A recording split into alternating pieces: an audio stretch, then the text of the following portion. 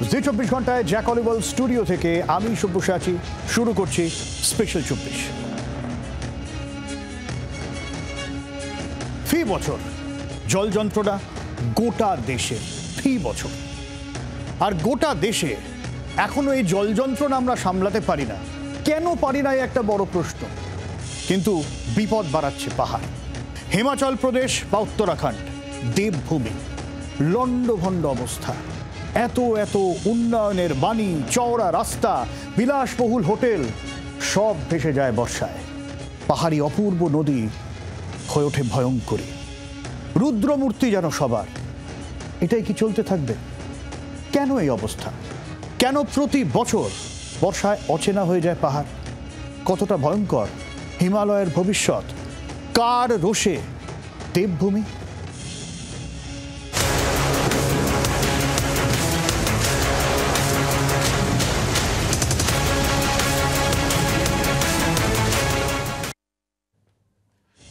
দেবভূমি উত্তরাখণ্ড, দেবভূমি হিমাচল, দেবতার আবাসস্থলে আবারও লন্ডভন্ড দশা। 20শে জুন থেকে বৃষ্টি শুরু হয়েছে হিমাচলে। তারপর থেকে ক্লাউড বার্স্ট, হরপাবান, ধস, একের পর এক বিপর্যয় ধাক্কা হিমাচল প্রদেশে। আবারও জল বিপদে সিমলা। ক্ষতির হিসেব যদি ধরি, এখনো পর্যন্ত 400 কোটি টাকার ক্ষতি হয়েছে হিমাচলের। কমপক্ষে 63 জনের মৃত্যু, অনেকের খোঁজ নেই এখনো।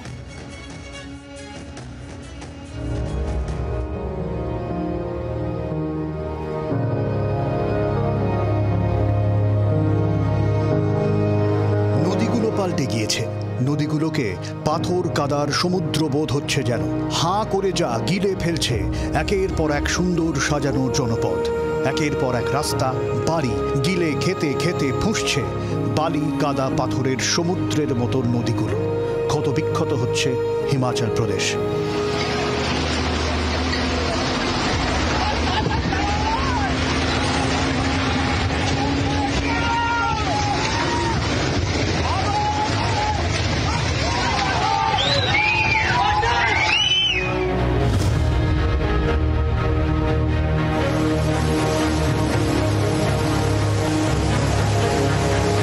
হিমাচলের সবথেকে ভয়ঙ্কর পরিস্থিতি মান্ডি জেলায়।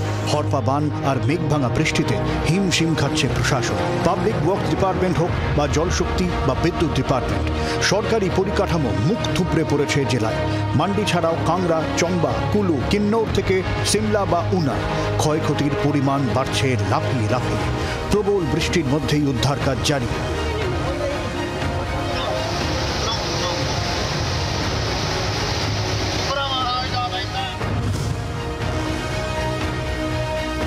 20শে জুন হিমাচলে বর্ষা ঢুকেছে। তারপর থেকেই একের পর এক বিপর্যয়ের ধাক্কা পাহাড়ে। ধ্বংসই এখন যেন হিমাচলের বৃষ্টি ভবিতব্য। শয়ে শয়ে বাড়ি ভেঙেছে, 100-র ওপর মানুষ জখম হয়ে হাসপাতালে চিকিৎসাধীন। অন্তত গোটা 14 গুরুত্বপূর্ণ ব্রিজ ভেঙেছে রাজ্য জুড়ে। গোটা রাজ্য জুড়ে 500টির বেশি রাস্তা বন্ধ। বিস্তীর্ণ এলাকায় চলছে বিদ্যুৎ বিপর্যয়।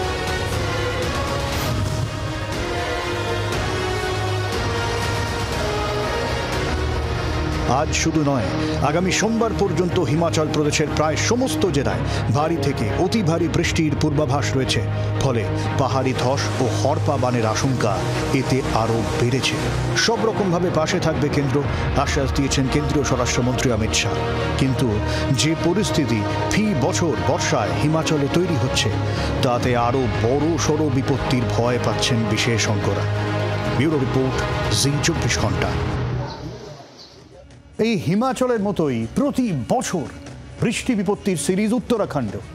প্রতি বছর থমকে থমকে যায় চারধাম যাত্রা। এবারও তার ব্যতিক্রম হয়নি। এই তো বৃহস্পতিবারই ধসে থমকে গিয়েছিল কেদারনাথ যাত্রা। প্রায় 40 জন পর্যটক আটকে পড়েন। তড়িঘড়ি তাদের উদ্ধার কাজে নামতে হয়। প্রতি বছর একইভাবে একই রকম ধ্বংসের চেনা ছবি। কেন?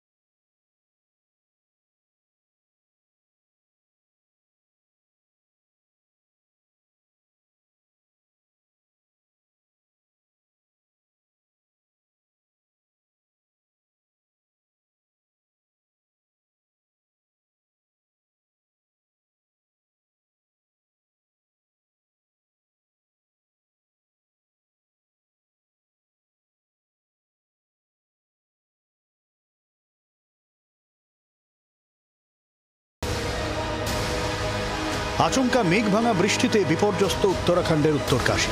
সপ্তাহের শুরুতেই বারকোট যমুনোত্রী রাস্তার পাশে বালিগড়ে মেঘ ভাঙা বৃষ্টিতে 9 জন শ্রমিক নিখোঁজ হয়ে যান। হোটেল তৈরি হচ্ছিল সেখানে। বারবার চারধাম যাত্রা থমকে থমকে যাচ্ছে। বৃষ্টি ও ভূমিধসের কারণে বন্ধ একাধিক রাস্তা। নন্দপ্রয়াগ ও ভানেরোপানির কাছে জাতীয় সড়কও থমকে গিয়েছে একাধিকবার। অন্তত 47টি গ্রাম বিপদের মুখে দাঁড়িয়ে। প্রতি বছরেই কি এভাবেই তছনছ হবে উত্তরাখণ্ড? বিপদের হয়ে উঠবে চারধাম যাত্রা? কেন অলকানন্দীর প্রত্যেকবার এই রুদ্ররূপ? ব্যুরো রিপোর্ট, জি24 ঘন্টা। প্রতি বছরই অলকানন্দায় বন্যা। উত্তরাখণ্ডে এ যেন প্রতি বর্ষার নিয়ম। কেমন আছে অলকানন্দা? এটা দেখার জন্য নদী তীর ধরে হাঁটা লাগিয়েছেন পরিবেশবিদ সম্রাট মৌলিক। তিনি জানালেন কেন প্রতি বছর এত রেগে যাচ্ছে অলকানন্দা। 2025 সালে অলকানন্দা নদী আবার ফুসছে। এটা যেন প্রতি বছরের একটা নিয়ম হয়ে দাঁড়িয়েছে যে বৃষ্টি আসলেই, অর্থাৎ মনসুন শুরু হলেই অলকানন্দায় বন্যা আসবে। তার দুপারের যে মানুষজন, সংসার, ঘরবাড়ি, সেগুলো ভাঙবে, রাস্তা ভাঙবে। কিন্তু প্রতি বছর কেন নদী এত হিংস্র হয়ে উঠছে? এটা দায় কি শুধুমাত্র নদীর? এই খোঁজটা আমাদের করা উচিত।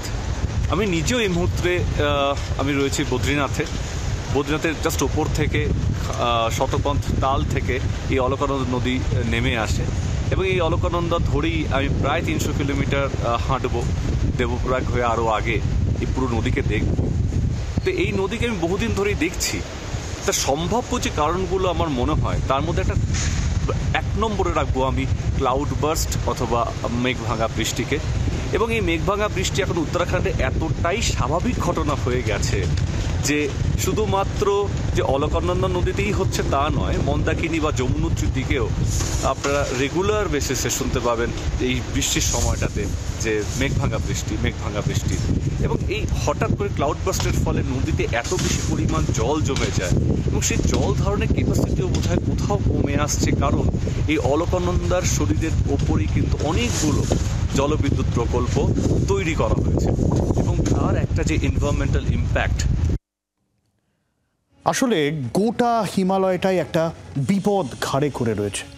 বয়সে নবীন এই পাহাড়ে এখন তো স্থিতিই আসেনি, অথচ এই পাহাড় ঘিরে ভারত, চীন, পাকিস্তানের অস্থিরতা কত ভাবুন। যে রাজনৈতিক অস্থিরতার প্রভাব পড়ছে পাহাড়ে, সেই প্রভাবে এলোমেলো হয়ে যাচ্ছে পরিবেশ। শরীর আরও আলগা হচ্ছে পাহাড়ের, মতি খারাপ হচ্ছে পাহাড়ি নদীদের, কারণ বর্ডার সিকিউরিটির জন্য রাস্তায় তৈরি করতে হচ্ছে এবং সেই জায়গায় দাঁড়িয়ে আরও ক্রমশ পাহাড় আলগা হচ্ছে। পাহাড় যত আলগা হচ্ছে পাহাড়ি নদী পাল্টাচ্ছে, তার উপর পর্যটন তো রয়েছে।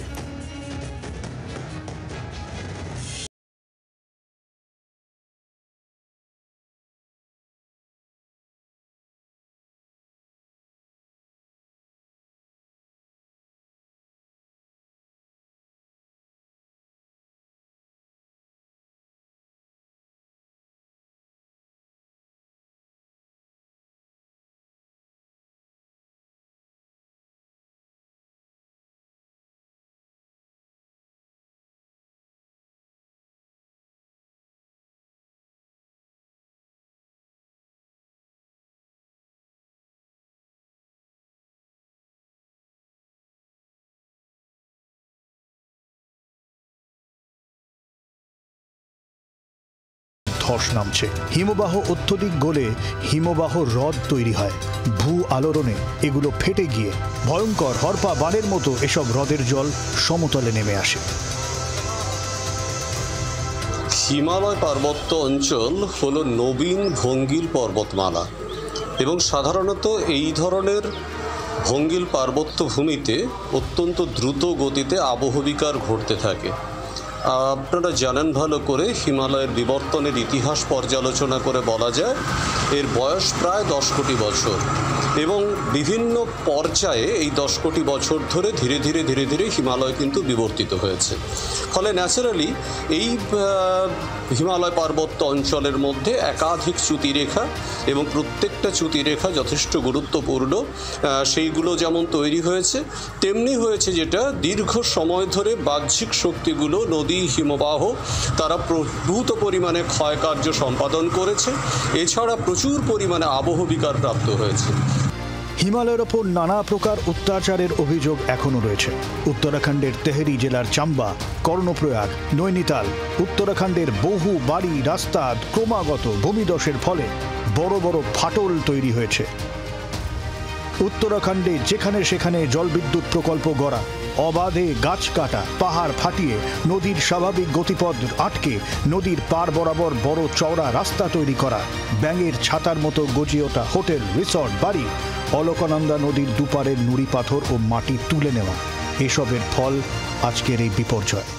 এখানে উন্নয়নের কার্যাবলী যদি সম্পাদন করতে হয় তাহলে তার নির্দিষ্ট নিয়ম কানুন এবং বিধিনিষেধ সেটাকে উল্লেখযোগ্যভাবে ফলো করতে হবে, নতুবা কিন্তু আলটিমেটলি কোনো উন্নয়নই হিমালয় পার্বত্য অঞ্চলে দাঁড়িয়ে থাকতে পারবে না। আর বর্তমানে যেভাবে ল্যান্ডস্লাইড হচ্ছে, স্নো লেক বা গ্লেসিয়ার লেক আউটবাস্ট হচ্ছে, সেই সমস্তগুলো কিন্তু কোনোটাই উন্নয়নের জন্য ঘটছে এটা বলা যাবে না, কারণ এটা প্রাকৃতিক পদ্ধতিতেই নবীন ভঙ্গিল পার্বত্য অঞ্চলগুলো ঠিক এইভাবেই ধ্বংসপ্রাপ্ত হয়। সেটা হিমালয়ের ক্ষেত্রেও বারবার আমরা দেখতে পাচ্ছি। ফলে যে কোনোভাবে হিমালয় পার্বত্য অঞ্চলে যখন কোনো ধরনের উন্নয়ন কর্মসূচি গৃহীত হবে, প্রত্যেকটা কর্মসূচির পেছনে তার যথার্থতা পর্যালোচনা করতে হবে, ভূমিভাগের বহন করার ক্ষমতা, ধারণ করার ক্ষমতাকে পর্যালোচনা করতে হবে। রবীন্দ্রনাথ বলেছিলেন, প্রকৃতিকে অতিক্রমণ কিছুদূর পর্যন্ত সয়, তারপর আসে বিনাশের পালা। সেই সময় কি আগত? ব্যুরো রিপোর্ট, জি24 ঘন্টা। গত বছর লাদাখে গিয়েছিলাম আমি, মাসখানেক আগে গিয়েছিলাম কেদারনাথে।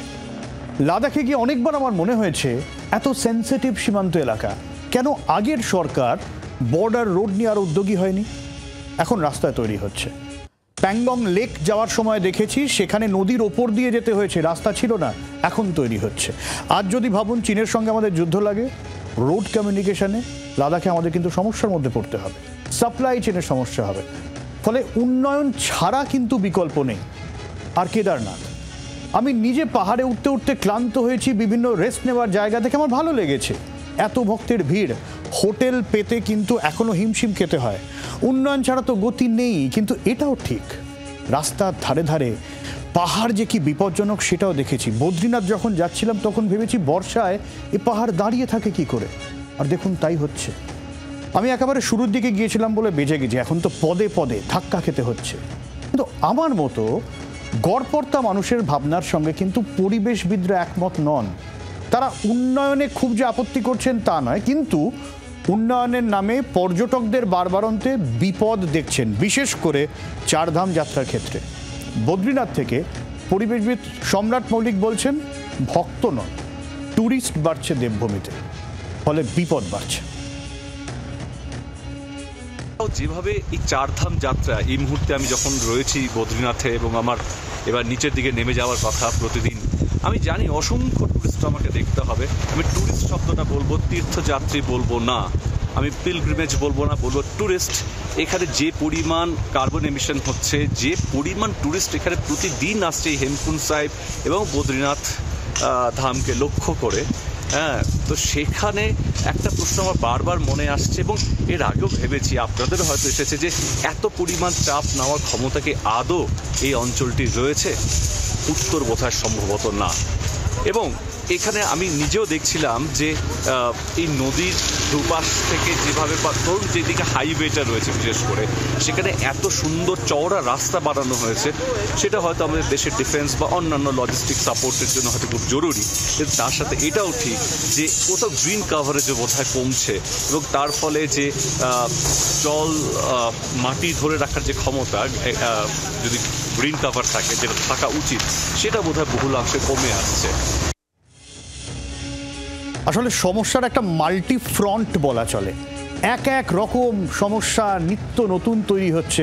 ফলে শুধু গাছ থাকলেই হবে না, বিশ্ব উষ্ণায়ন রয়েছে এবং হিমালয়ের পাল্টে যাওয়া চরিত্র রয়েছে। আর এই পাল্টে হিমালয় যত যাবে তত বিপদ কিন্তু বাড়বে আরও, এবং এই বিপদ বছরের পর বছর ধরে বাড়ছে, ক্রমশ বাড়ছে। আর যত বিপদ বাড়ছে তত বাড়বে এনভায়রনমেন্টাল রিফিউজি, পরিবেশগত উদ্বাস্তু। জলজান্ত উদাহরণ দেব আপনাদের। উদাহরণ নেপালের সামজুং গ্রাম।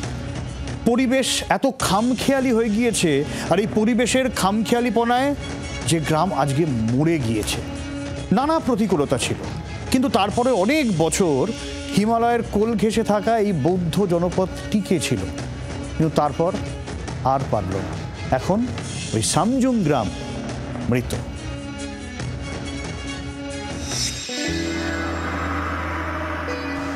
নেপালি গ্রাম সামজুং দেশটির উত্তরের পাহাড়ি ভূমিতে সমুদ্রপৃষ্ঠ থেকে প্রায় 13,000 ফুট উঁচুতে ছিল এই গ্রাম।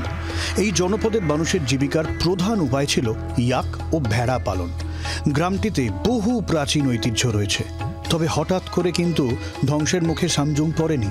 প্রথমে তুষারপাত কমে যায়, পাহাড়ের চূড়াগুলো বিবর্ণ ধূলি ধূসর হয়ে যায়, একে একে শুকিয়ে যায় 3টে প্রধান ঝর্ণা, নালা, খাল, এমনকি কুয়োর জলও শেষ হয়ে যায়।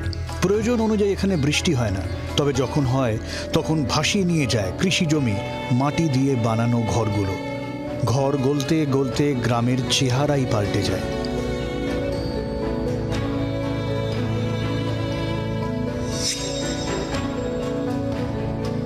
নেপালের international centre for integrated mountain development জানিয়েছে, আফগানিস্তান থেকে মায়ানমার পর্যন্ত বিস্তৃত হিন্দুকুশ ও হিমালয় পর্বতশ্রেণী পৃথিবীর সবথেকে বড় হিমবাহ ভাণ্ডার। এই হিমবাহগুলি গলেই বিভিন্ন নদীর জন্ম হয়েছে। এগুলোই 24 কোটি পাহাড়ের মানুষ এবং আরও 165 কোটির বেশি নিম্নভূমির মানুষের জলের উৎস। এই উচ্চভূমিগুলো সমতলের তুলনায় বেশি দ্রুত গরম হচ্ছে, আর এ কারণে এই অঞ্চলগুলোতে তুষারপাত কমে যাচ্ছে, পাতলা হয়ে যাচ্ছে বরফের স্তর, সময়ের তুলনায় দ্রুত হিমবাহ গলে শুকিয়ে যাচ্ছে নদীগুলো। আর এসব পরিবর্তনের ভয়াবহ প্রভাব পড়ছে সামজুগের মতো পাহাড়ি গ্রামগুলোতে। কোথাও জল ভাসাচ্ছে গ্রাম, কোথাও জলের অভাবে মরে যাচ্ছে গ্রাম।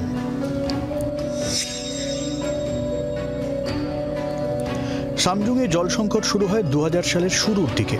প্রথাগত শুকনো ঠান্ডা আবহাওয়ার জন্য কাদা ঘরগুলো হঠাৎ করে অস্বাভাবিক বৃষ্টিতে ভেঙে পড়তে থাকে। পাহাড়ের খাড়া ঢাল বেয়ে জল এসে হঠাৎ করে ভয়ঙ্কর বন্যা পরিস্থিতি তৈরি করে। এমন পরিস্থিতিতে বাড়ি ছাড়তে বাধ্য হন স্থানীয়রা।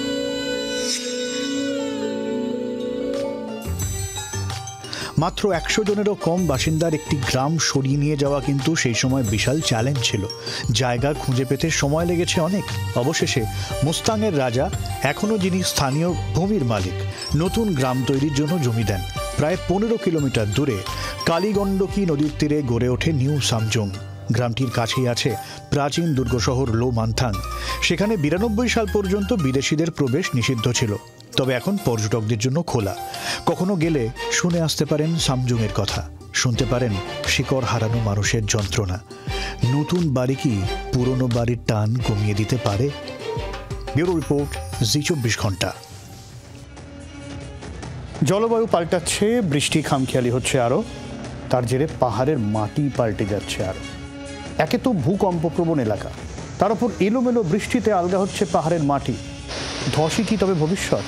কি বলছেন আবহাওয়া বিশেষজ্ঞ স্বাতী নন্দী চক্রবর্তী, শুনুন। উত্তরাখণ্ড এবং হিমালয় অঞ্চলে যে এই ভূমিধসের যে প্রবণতা বাড়ছে, তার কিন্তু অনেকটাই একটা প্রভাব আমরা দেখতে পাচ্ছি যে জলবায়ু পরিবর্তনের ফলে। এবং এই জলবায়ু পরিবর্তনের ফলে বৃষ্টিপাতের ওপর, নিয়মিত বৃষ্টিপাতের ওপর কিন্তু তার প্রভাব পড়ছে। যে নিয়মিত বৃষ্টিপাত হতো সেখানে সেই ধরনের বৃষ্টিপাত না হয়ে আমরা দেখতে পাই যে মানে অল্প সময়ের মধ্যে অধিক বৃষ্টি হওয়ার একটা প্রবণতা বৃদ্ধি পেয়েছে আজকাল। এবং তার ফলে আমরা দেখতে পাচ্ছি যে এই অল্প সময় বৃষ্টি হওয়ার ফলে কিন্তু সেখানকার মাটিগুলো জলটা ধরে রাখতে পারছে না।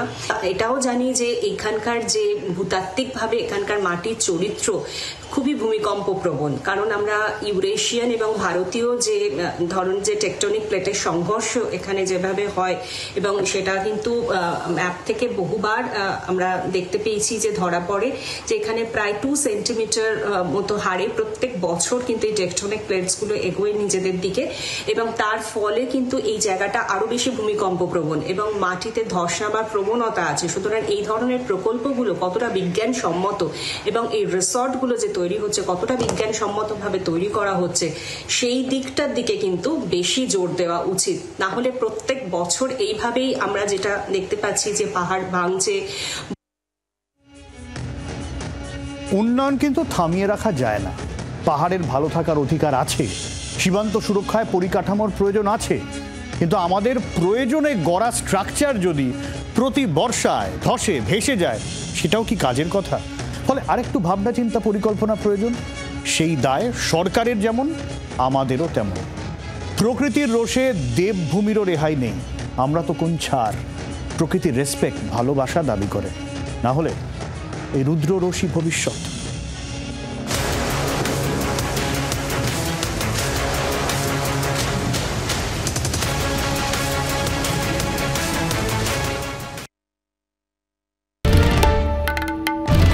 বাংলার আওয়াজ, বাঙালির আবেগ, জি 24 ঘন্টা।